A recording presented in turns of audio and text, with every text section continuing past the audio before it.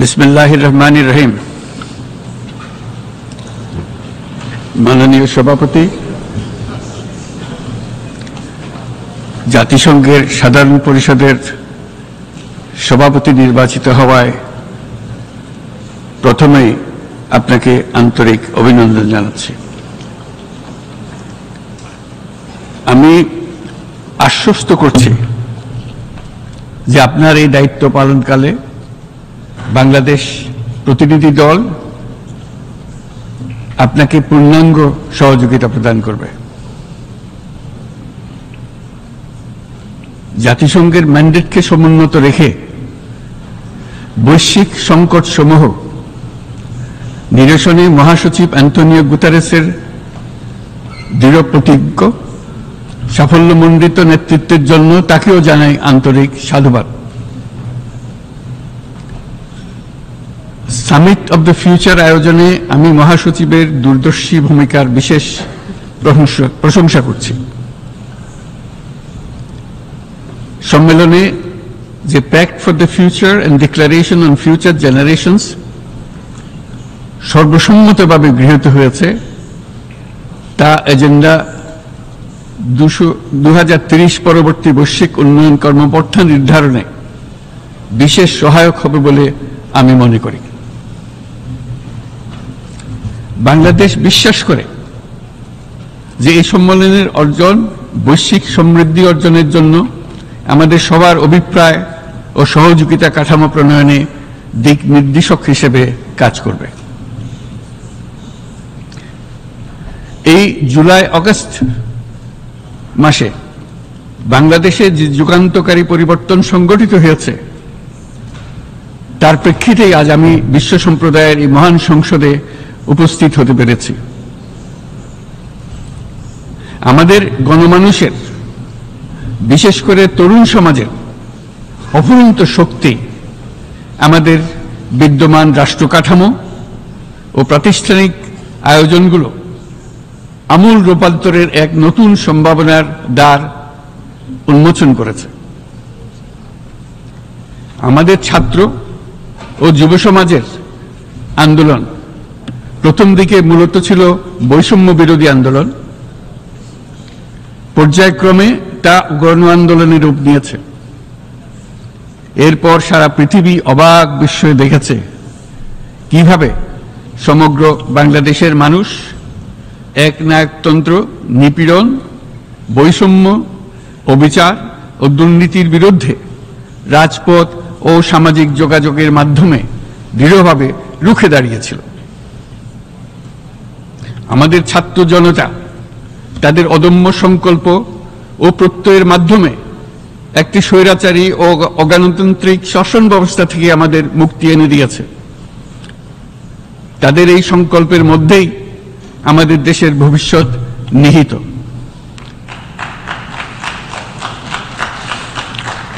যা এই দেশকে বিশ্ব সম্প্রদায়ের মাঝে একটি দায়িত্বশীল জাতির মর্যাদায় উন্নত করবে বলে আমি বিশ্বাস করি। এই গণ আন্দোলন রাজনৈতিক অধিকার ও উন্নয়নের সুবিধা বঞ্চিত বাংলাদেশের আপামর জনসাধারণকে ঐক্যবদ্ধ করেছে। বাংলাদেশের মানুষ উন্নয়ন কর্মকাণ্ডকে অন্তর্ভুক্তিমূলক অংশীদারিত্ব রূপে দেখতে চেয়েছিল। আমাদের জনগণ একটা ন্যায্য, অন্তর্ভুক্তিমূলক ও কার্যকর গণতন্ত্রের জন্য লড়াই করেছে, যার জন্য আমাদের নতুন প্রজন্ম জীবন উৎসর্গ করেছে। আমাদের এই তরুণীরা যে প্রজ্ঞা, সাহস ও প্রত্যয় দেখিয়েছে তা আমাদের অভিভূত করেছে, সারা বিশ্ববাসীকে অভিভূত করেছে। বন্দুকের গুলি উপেক্ষা করে বুক পেতে দাঁড়িয়ে গিয়েছিল আমাদের এই তরুণরা।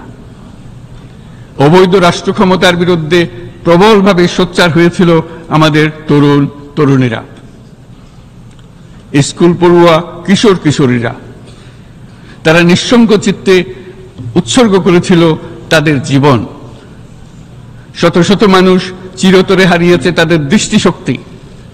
আমাদের মায়েরা, দিনমজুররা ও শহরের অগণিত মানুষ তাদের সন্তানদের কাঁধে কাঁধ মিলিয়ে নেমেছিল রাজপথে।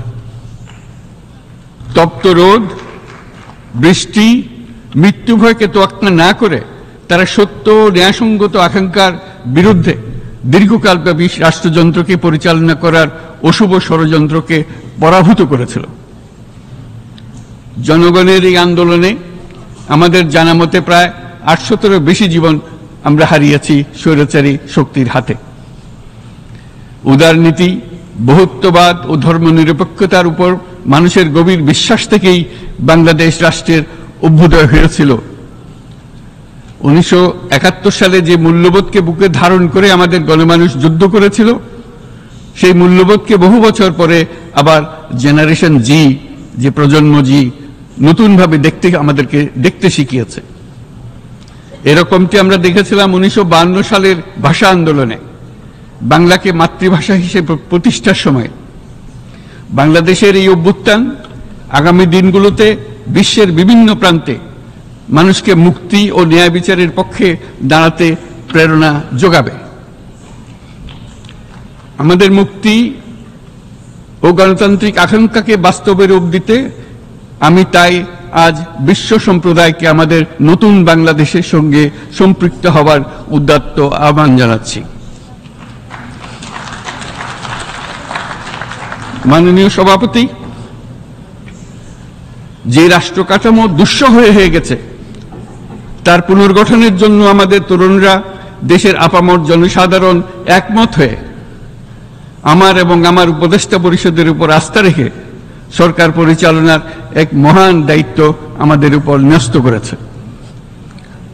এই দায়িত্ব গ্রহণের পর আমরা গভীর বিস্ময় ও হতাশার সঙ্গে মুখোমুখিভাবে দেখতে পাচ্ছি কিভাবে সর্বগ্রাসী দুর্নীতি একটি কার্যকর গণতান্ত্রিক ব্যবস্থাকে ধ্বংসস্তূপে পরিণত করেছে, কিভাবে রাষ্ট্রের মূল প্রতিষ্ঠানগুলোকে নির্মমভাবে দলীয়করণের আবর্তে বন্দী করে রাখা হয়েছিল, কিভাবে জনগণের অর্থকে লুটপাট করা হয়েছিল, কিভাবে একটি বিশেষ স্বার্থান্বেষী গোষ্ঠী সমস্ত ব্যবসা বাণিজ্যকে অন্যায়ভাবে নিজেদের হাতে কুক্ষিগত করে দেশের সম্পদ অবাধে বিদেশে পাচার করে দিয়েছে। এক কথায়, কিভাবে প্রত্যেকটি পর্যায়ে ন্যায়, নীতি ও নৈতিকতা অদৃশ্য হয়ে গিয়েছিল। এরকম এক অবস্থার দেশকে পুনর্গঠন এবং জনগণের কাঙ্ক্ষিত রাষ্ট্র ব্যবস্থা প্রতিষ্ঠিত করার জন্য আমাদের উপর দায়িত্ব প্রদান করা হয়েছে। অতীতের ভুলগুলোকে সংশোধন করে একটা প্রতিযোগিতামূলক ও শক্তিশালী অর্থনীতি এবং ন্যায়ভিত্তিক সমাজ ব্যবস্থা গড়ে তোলাই এই মুহূর্তে আমাদের মূল লক্ষ্য। বর্তমান পরিবর্তিত পরিস্থিতিতে সকল রাজনৈতিক দল এখন স্বাধীনভাবে তাদের মতামত প্রকাশ করতে পারছে। যে সব ব্যক্তি বা প্রতিষ্ঠান রাষ্ট্রীয় কাজ ও সিদ্ধান্ত গ্রহণ করার প্রক্রিয়ায় সম্পৃক্ত, তাদের প্রত্যেকের জবাবদিহিতা নিশ্চিত করাই আমাদের অগ্রাধিকার। আমরা মানুষের মৌলিক অধিকারকে সমুন্নত ও সুরক্ষিত রাখতে দৃঢ় প্রতিজ্ঞ। আমাদের দেশের মানুষ মুক্তভাবে কথা বলবে, ভয়ভীতি ছাড়া সমাবেশ করবে, তাদের পছন্দের ব্যক্তিকে ভোট দিয়ে নির্বাচিত করবে, এটাই জাতির আকাঙ্ক্ষা এবং এটাই আমাদের লক্ষ্য। বিচার বিভাগের স্বাধীনতা সংরক্ষণ ও সাইবার ডোমেইন সহ গণমাধ্যমের স্বাধীনতা সুসংহতকরণে আমরা প্রতিজ্ঞাবদ্ধ। আমাদের একজন কৃষক বা একজন শ্রমিকের সন্তানও যেন সমাজের সর্বোচ্চ শিখরে পৌঁছতে পারে, সেই লক্ষ্যে বিশালকার অবকাঠামো নির্মাণের বদলে স্বাস্থ্য ও শিক্ষা খাতে বরাদ্দ বৃদ্ধির আমরা গুরুত্ব আরোপ করছি।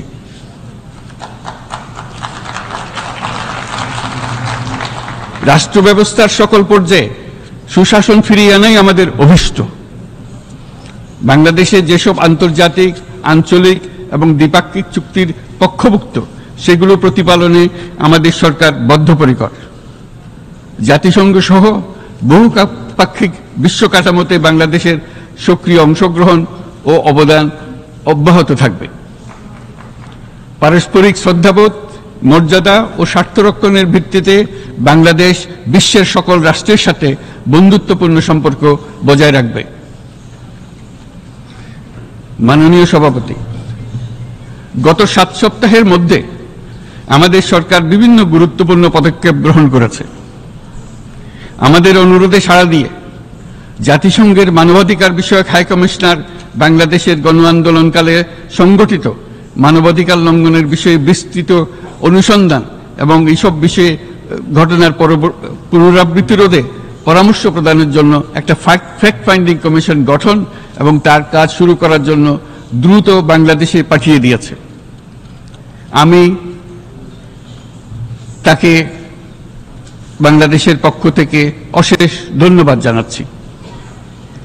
দায়িত্বভার গ্রহণের 2 সপ্তাহের মধ্যে আমরা গুম প্রতিরোধে যে আন্তর্জাতিক কনভেনশন রয়েছে তাতে যোগদান করেছি।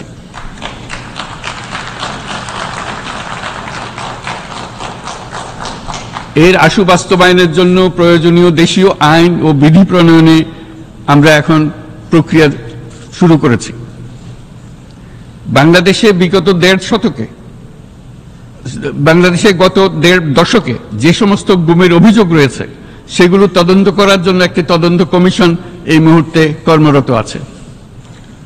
মানুষের আস্থা আত্মবিশ্বাস ফিরিয়ে আনতে এবং নির্মম অতীত যেন আর ফিরে না আসে কোনোদিন, সেই জন্য আমরা কিছু সুনির্দিষ্ট খাতে সংস্কারকে অগ্রাধিকার দিয়েছি।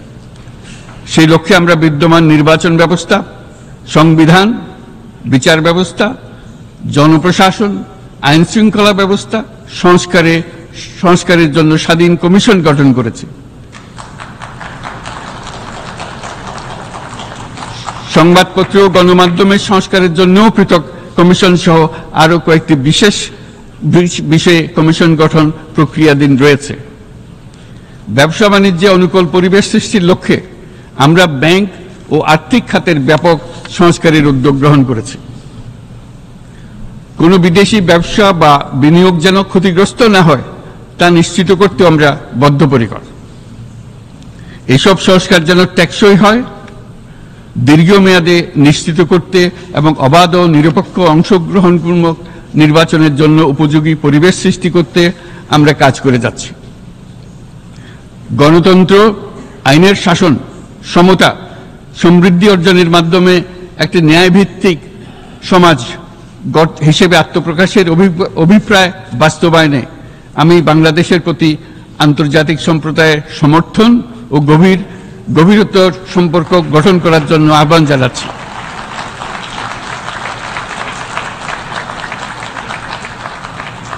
মাননীয় সভাপতি, বাংলাদেশ মনে করে যে শান্তি রক্ষা ও সংঘাত মোকাবেলা জনগণের সমৃদ্ধি নিশ্চিত করার মূল চালিকা শক্তি। সাম্প্রতিক বিপ্লবকালে আমাদের ইতিহাসের সবচেয়ে কঠিনতম সময়ে জনগণের মুক্তির আকাঙ্ক্ষা পূরণে তাদের পাশে দৃঢ়ভাবে দাঁড়িয়ে আমাদের সাহসী সশস্ত্র বাহিনী সমূহ আরও একবার শান্তির প্রতি তাদের অঙ্গীকার প্রমাণ করেছে।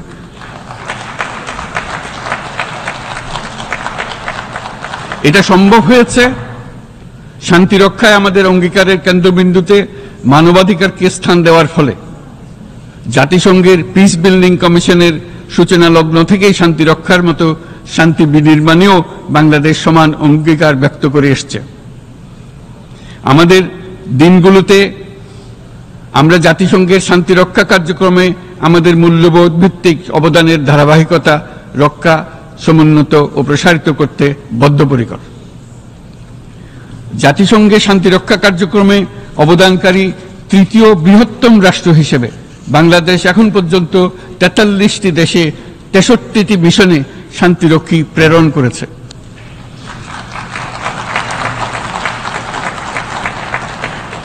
বসনিয়া থেকে শুরু করে কঙ্গো পর্যন্ত বিশ্বের বিভিন্ন প্রান্তে এসব মিশনে দায়িত্ব পালনকালে 168 জন বাংলাদেশি শান্তিরক্ষী নিজেদের জীবন বিসর্জন দিয়েছে। আমরা আশা করি যে কোনো অবস্থায় নানা প্রতিকূলতা সত্ত্বেও জাতিসংঘের ভবিষ্যৎ শান্তিরক্ষী কার্যক্রমগুলোতে বাংলাদেশের প্রতিরক্ষা বাহিনীর সদস্যরা একইভাবে অবদান রাখার সুযোগ পাবে।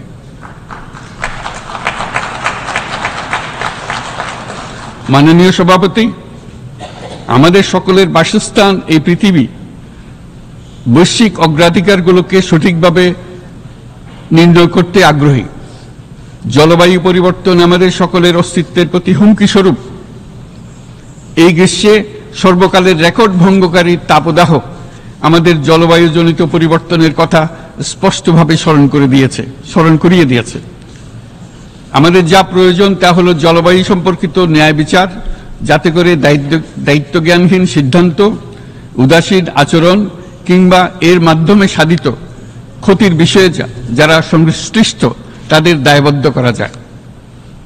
জলবায়ু পরিবর্তনজনিত দীর্ঘমেয়াদী প্রভাবগুলো অপূরণীয় ক্ষতির কারণ হয়ে দাঁড়িয়েছে।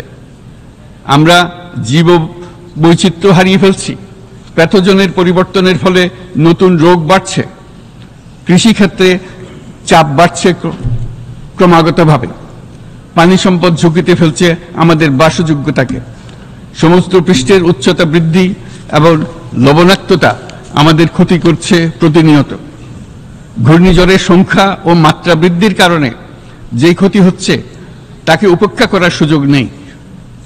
ক্ষুদ্র কৃষক, প্রান্তিক পর্যায়ে জীবিকা অন্বেষণকারীরা জলবায়ু পরিবর্তনজনিত ঝুঁকির মুখোমুখি হচ্ছে সবচেয়ে বেশি। আমি আজ এই বিশ্ব সভায় যখন কথা বলছি তখন বাংলাদেশের পূর্বাঞ্চলে 50 লাখেরও অধিক মানুষ তাদের জীবদ্দশায় হওয়া সবচেয়ে ভয়াবহ বন্যা মোকাবেলা করে যাচ্ছে। মহাসচিব গুতেরেস আমাদেরকে দেখিয়েছেন যে বিদ্যমান পরিক্রমা অব্যাহত থাকলে বিশ্বের গড় তাপমাত্রা 2.7 ডিগ্রি সেলসিয়াস বৃদ্ধির দিকে অগ্রসর হতে থাকবে। তাই বাংলাদেশের মতো জলবায়ু ঝুঁকিতে থাকা দেশগুলোতে অভিযোজনের জন্য ব্যাপক বিনিয়োগের আহ্বান জানাচ্ছি।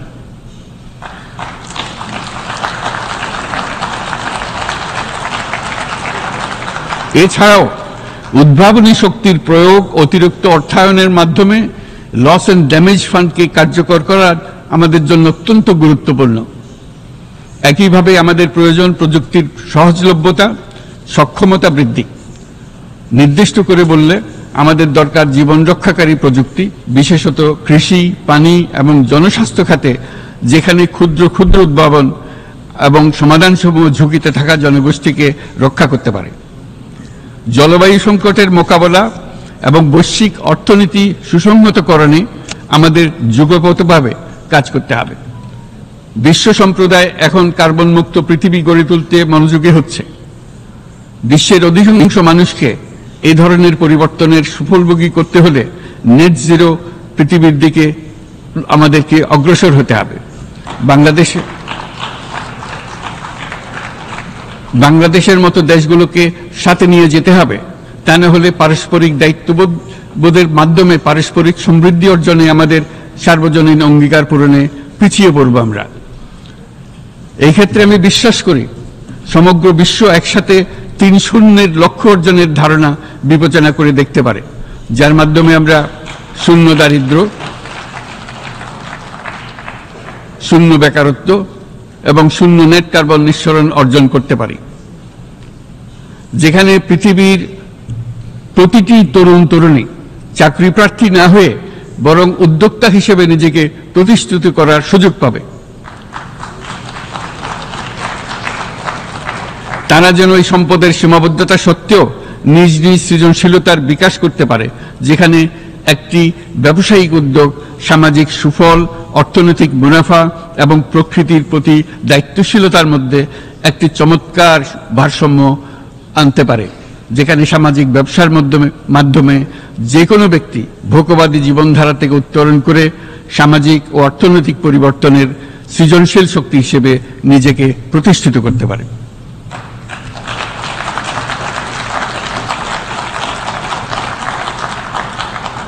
এই সময়ে তাই প্রয়োজন উন্নত উন্নয়নশীল সকল দেশসমূহ এবং বিভিন্ন অংশীদারদের মধ্যে নতুন দৃষ্টিভঙ্গি, নতুন মূল্যবোধ এবং নতুন একতা। সামগ্রিকভাবে এই লক্ষ্য অর্জনে জাতিসংঘ ব্যবস্থা, জাতীয় আঞ্চলিক পর্যায়ে সরকারসমূহ, সকল ব্যবসা প্রতিষ্ঠান, বেসরকারি অংশীজন এবং দাতব্য সংস্থাগুলোকে একসঙ্গে কাজ করতে হবে। আমাদের অর্থনৈতিক কাঠামোতে সামাজিক ব্যবসাকে স্থান দিলেই নিচের অর্ধেকাংশ মানুষের জীবনে তা বিরাট পরিবর্তন আনতে পারে।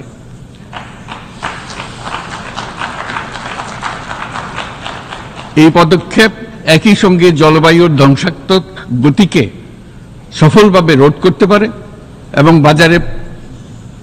বাজার ব্যবস্থার মাধ্যমেই এই মীমাংসা হতে পারে।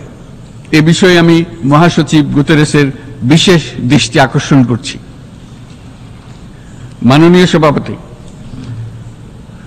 বহুমুখী সংকটে জর্জরিত বর্তমান বিশ্বে যুদ্ধ এবং সংঘাতের ফলে ব্যাপক ভিত্তিতে মানুষের অধিকার খর্ব হচ্ছে।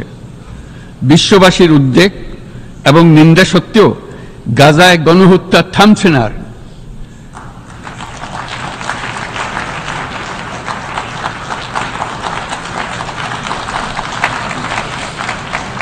ফিলিস্তিনের মতো বিদ্যমান বাস্তবতা কেবল আরব কিংবা মুসলমানদের জন্যই উদ্বেগজনক নয়, বরং তা সমগ্র মানব জাতির জন্যই উদ্বেগের বিষয়।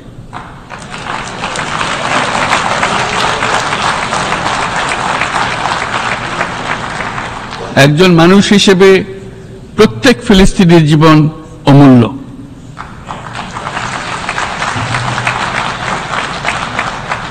ফিলিস্তিনের জনগণের বিরুদ্ধে যে মানবতা বিরোধী অপরাধ হচ্ছে তার জন্য সংশ্লিষ্ট সকলকে দায়বদ্ধ করতে হবে।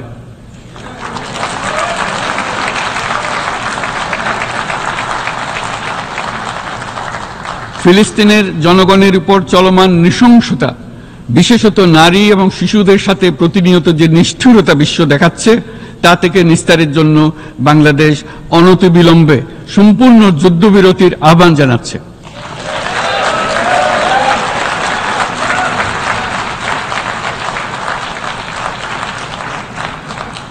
দ্বিরাষ্ট্রভিত্তিক সমাধানেই মধ্যপ্রাচ্যে টেকসই শান্তি আনতে পারবে।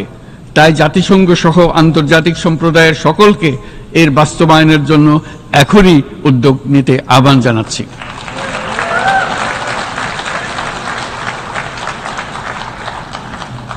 গত 2.5 বছর ধরে ইউক্রেনে চলমান যুদ্ধে বহু মানুষ প্রাণ হারিয়েছে। এই যুদ্ধের প্রভাব সর্বব্যাপী, এমনকি বাংলাদেশের অর্থনীতিতেও এর নেতিবাচক প্রভাব আমরা অনুভব করছি। আমরা তাই উভয় পক্ষকে সংলাপে বসে বিরোধ নিরসনের মাধ্যমে যুদ্ধের অবসান ঘটানোর আহ্বান জানাচ্ছি। মাননীয় সভাপতি, বাংলাদেশ গত 7 বছর যাবৎ মিয়ানমার হতে আগত 12 লাখেরও বেশি রোহিঙ্গাদের মানবিক কারণে আশ্রয় দিয়ে আসছে। এর ফলে আমরা বিরাট সামাজিক, অর্থনৈতিক, পরিবেশগত ক্ষতির সম্মুখীন হচ্ছি। মিয়ানমারের অভ্যন্তরীণ সমস্যা থেকে সৃষ্ট এই সংকট বাংলাদেশ ও আমাদের অঞ্চলের জন্য প্রথাগত ও অপ্রথাগত উভয় ধরনের নিরাপত্তা ঝুঁকির কারণ হয়ে দাঁড়িয়েছে। মিয়ানমার থেকে বাংলাদেশে বলপূর্বক বাস্তুচ্যুত রোহিঙ্গাদের সহায়তা করতে আমরা অঙ্গীকারবদ্ধ। আমরা রোহিঙ্গাদের জন্য মানবিক সহায়তা কার্যক্রম চালু রাখা এবং তাদের টেকসই প্রত্যাবর্তন নিশ্চিত করার উদ্দেশ্যে আন্তর্জাতিক সম্প্রদায়ের পর্যাপ্ত সহায়তা অব্যাহত রাখার আহ্বান জানাচ্ছি। রোহিঙ্গাদের সাথে সংগঠিত হওয়া ব্যাপক ভিত্তিক মানবাধিকার লঙ্ঘনের জন্য আন্তর্জাতিক বিচার আদালত এবং আন্তর্জাতিক অপরাধ আদালতে চলমান বিচার প্রক্রিয়ার মাধ্যমে ন্যায় বিচার নিশ্চিত করাও সমানভাবে গুরুত্বপূর্ণ। রোহিঙ্গারা যাতে নিজ দেশে স্বাধীন এবং মর্যাদাপূর্ণ জীবন যাপন করতে পারে, সেই লক্ষ্যে অনুকূল পরিবেশ তৈরিতে জাতিসংঘ অন্যান্য আন্তর্জাতিক প্রতিষ্ঠানের ধারাবাহিক প্রচেষ্টার প্রশংসা দাবিদার। এই লক্ষ্যে রোহিঙ্গারা যাতে পর্যাপ্ত নিরাপত্তা ও অধিকার নিশ্চিত করে তাদের নিজ ভূমি রাখাইনে ফিরে যেতে পারে, তার পথ সুগম করা অত্যন্ত দরকার। মিয়ানমারে প্রতিনিয়ত পরিবর্তনশীল অবস্থা বিবেচনা রেখে বাংলাদেশ আন্তর্জাতিক সম্প্রদায়ের সাথে একযোগে রোহিঙ্গাদের নিজ দেশে মর্যাদাপূর্ণ টেকসই প্রত্যাবর্তনের জন্য পরিবেশ সৃষ্টিতে কাজ করতে প্রস্তুত।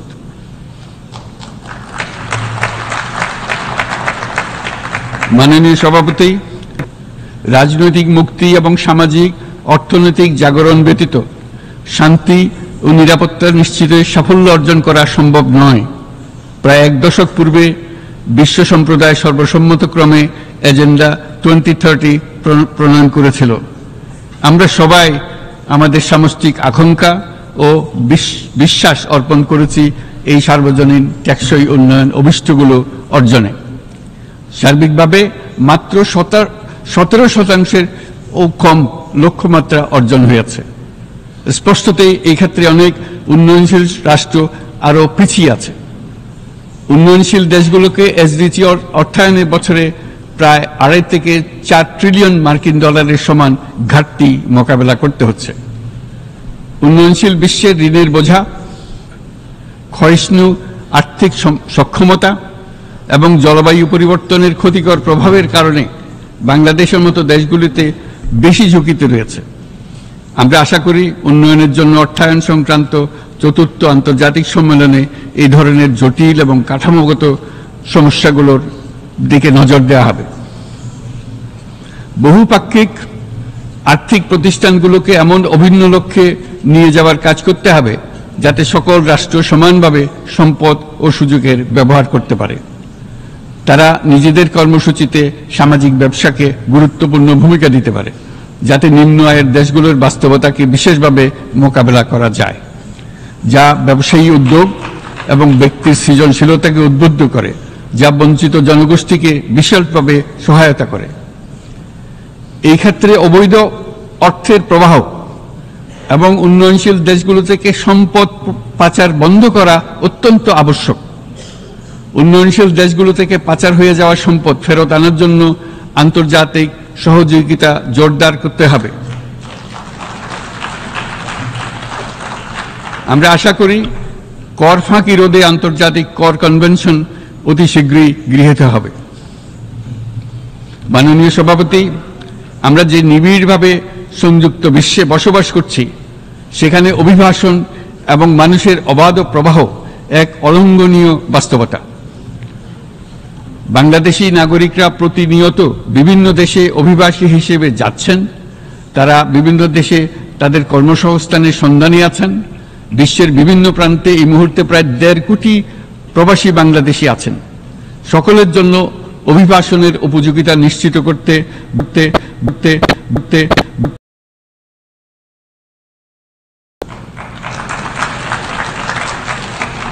আন্তর্জাতিক সম্প্রদায়কে অভিবাসীদের মানবাধিকার এবং তাদের প্রতি মানবিক আচরণ নিশ্চিত করতে হবে। অভিবাসনের উপর 2018 সালে যে গ্লোবাল কম্প্যাক্ট অন মাইগ্রেশন গৃহীত হয়েছে, তার পূর্ণ বাস্তবায়নে বাংলাদেশ প্রতিশ্রুতিবদ্ধ এবং একই সাথে অনিরাপদ অভিবাসন রোধেও আমরা বদ্ধপরিকর।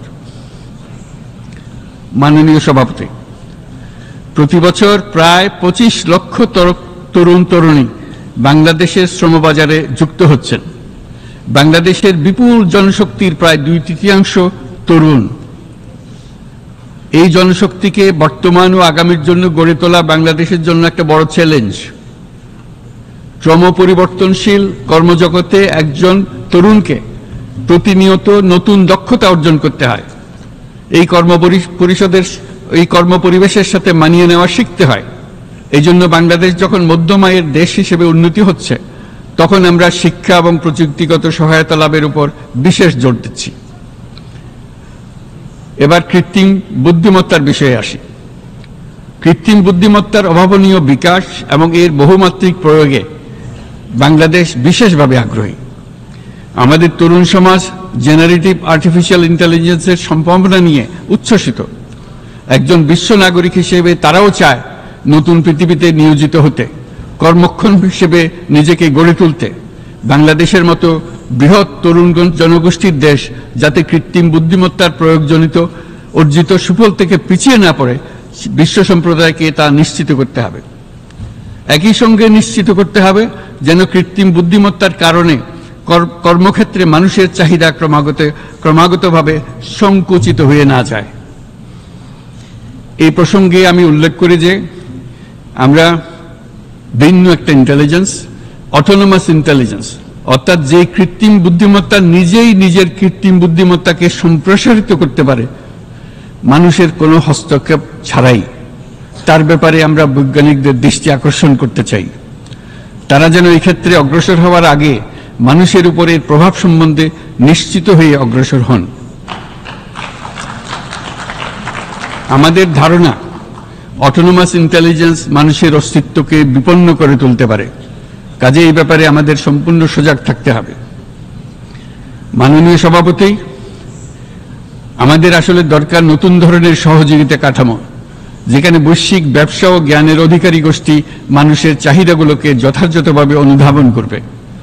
আন্তর্জাতিক সহযোগিতার মাধ্যমে উন্নয়নশীল দেশগুলোর জন্য এমন একটি রূপান্তরকারী ব্যবস্থা তৈরি করতে হবে যা কর্মসংস্থান, আর্থসামাজিক প্রতিকূলতা বা জীবিকার জন্য যুৎসয় সমাধান নিশ্চিত করবে। মাননীয় সভাপতি, আমাদের প্রচেষ্টা, সক্ষমতা এবং সম্পদ একত্রীকরণের মাধ্যমে সকলের সামর্থ্য, উদ্ভাবনী শক্তি এবং সমৃদ্ধিকে কাজে লাগাতে হবে। আর্থসামাজিক উন্নয়ন এবং জলবায়ু সহনশীলতা নিয়ে আমরা প্রতিনিয়ত যে প্রতিকূলতার সম্মুখীন হচ্ছি, সম্মিলিত উদ্যোগের মাধ্যমে তার মোকাবেলা করতে হবে। বৈশ্বিক দক্ষিণের দেশগুলোকে অনন্য অর্থনৈতিক এবং সামাজিক প্রেক্ষাপটে দক্ষিণ দক্ষিণ এবং ত্রিভুজীয় সহযোগিতা এই ক্ষেত্রে বিশেষভাবে সহায়ক হতে পারে বলে আমি মনে করি। বৈশ্বিক দক্ষিণের আওয়াজকে বিশ্বব্যাপী জোরালোভাবে তুলে ধরার জন্য প্রয়োজন সম্মিলিত উদ্যোগ। সেজন্য বৈশ্বিক এজেন্ডা প্রণয়ন ও বাস্তবায়ন নিশ্চিত করতে বৈশ্বিক দক্ষিণের দেশগুলোর মতামতকে যথাযথ গুরুত্বের সাথে বিবেচনা করতে হবে। জনাব সভাপতি, কোভিড অতিমারির অভিজ্ঞতায় আমরা দেখেছি জনস্বাস্থ্যে ব্যাপক বিনিয়োগ কতটা গুরুত্বপূর্ণ হতে পারে। বিশ্ব স্বাস্থ্য সংস্থায় বৈশ্বিক অতিমারি চুক্তির চলমান আলোচনায় বাংলাদেশ নেতৃত্ব প্রদান করে চলেছে। আমরা চাই কার্যকর আন্তর্জাতিক সহযোগিতা, জনস্বাস্থ্য ব্যবস্থায় অর্থায়ন, প্রযুক্তি হস্তান্তর, গবেষণা ও উন্নয়ন, ভ্যাকসিন থেরাপিউটিক্সের উৎপাদন, বহুমুখীকরণ এবং সকল ভ্যাকসিনকে মেধাস্বত্ব অধিকার মুক্ত ঘোষণা করার ব্যাপারে ঐক্যমত্য গঠন।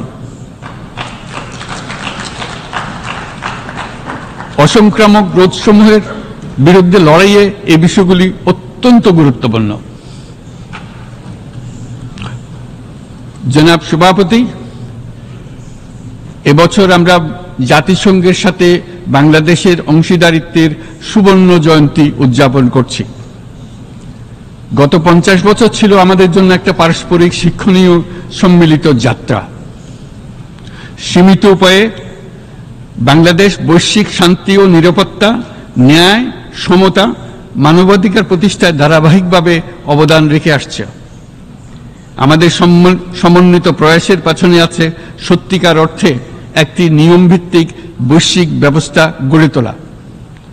এই প্রসঙ্গে উদাহরণ হিসেবে আমি স্মরণ করছি 1999 সালে জাতিসংঘ সাধারণ পরিষদে ক্ষুদ্র ঋণের উপর গৃহীত রেজুলেশনের কথা। সেই সময় জাতিসংঘ 2005 সালকে ইয়ার অফ মাইক্রোক্রেডিট ঘোষণা করেছিল, যার ফলে ক্ষুদ্র ঋণ বিশ্বব্যাপী সম্প্রসারিত হবার সুযোগ পেয়েছিল। একই সময়ে বাংলাদেশের উদ্যোগে গঠিত হয়েছিল ফ্রেন্ডস অব মাইক্রোক্রেডিট। 2001 সাল থেকে সাধারণ পরিষদে কালচার অফ পিস সংক্রান্ত বাৎসরিক যে রেজলিউশন গৃহীত হয়ে আসছে, বা নিরাপত্তা পরিষদে নারী, শান্তি ও নিরাপত্তা সংক্রান্ত যে 1325 নম্বর রেজলিউশন গৃহীত হয়েছিল, তা বাংলাদেশের বিশ্বজনীন উদ্যোগগুলোর প্রতিফলন এবং অবদান। মাননীয় সভাপতি, আজ এই মহান বিশ্বসভায় বিশ্ব নেতৃবৃন্দের উপস্থিতিতে প্রতিধ্বনিত হচ্ছে শান্তি, নিরাপত্তা, ন্যায় বিচার প্রতিষ্ঠা এবং সম্পদের সুষম বন্টনের মাধ্যমে সকলের অন্তর্ভুক্তি নিশ্চিত করার আহ্বান। সদস্য রাষ্ট্র হিসেবে আমাদের প্রত্যেককে আজ গভীরভাবে অনুধাবন করতে হবে কিভাবে আমরা নারী, পুরুষ সকলের জন্য ও আগামীর দিনগুলোতে উদ্যোক্তা হবার সমান সুযোগ সৃষ্টি এবং তাদের ক্ষমতায়ন নিশ্চিত করতে পারি। সকল বৈশ্বিক সমস্যার সমাধানের জন্য আমাদের সবার হাতে যথেষ্ট সক্ষমতা, সম্পদ এবং উপায় রয়েছে। আসুন আমরা জাতীয় বা আন্তর্জাতিক যেসব প্রতিশ্রুতি দিয়েছি তা বাস্তবায়ন করি এবং অর্থনৈতিক ক্ষেত্রে সামাজিক ব্যবসার ধারণা প্রতিষ্ঠিত করে সকল প্রকার বৈষম্য ও অসমতার অবসানে ঐক্যবদ্ধভাবে আমরা কাজ করি। বাংলাদেশের তরুণরা প্রমাণ করেছে যে মানুষের স্বাধীনতা, মর্যাদা ও অধিকার সমুন্নত রাখার অভিপ্রায় কোনো উচ্চাভিলাষ নয়, বরং এটা সকলের নিশ্চিত প্রাপ্য। আজ এই মহান সমাবেশে আপনাদের উপস্থিতিতে শান্তি, সমৃদ্ধি ও ন্যায় বিচার নিশ্চিত করতে আন্তর্জাতিক, আঞ্চলিক এবং জাতীয় পর্যায়ে বাংলাদেশে তার ভূমিকাকে ক্রমাগতভাবে জোরদার করার নিশ্চয়তা দিচ্ছে। আজ আপনাদের সবাইকে শুভেচ্ছা জানাচ্ছি, ধন্যবাদ জানাচ্ছি।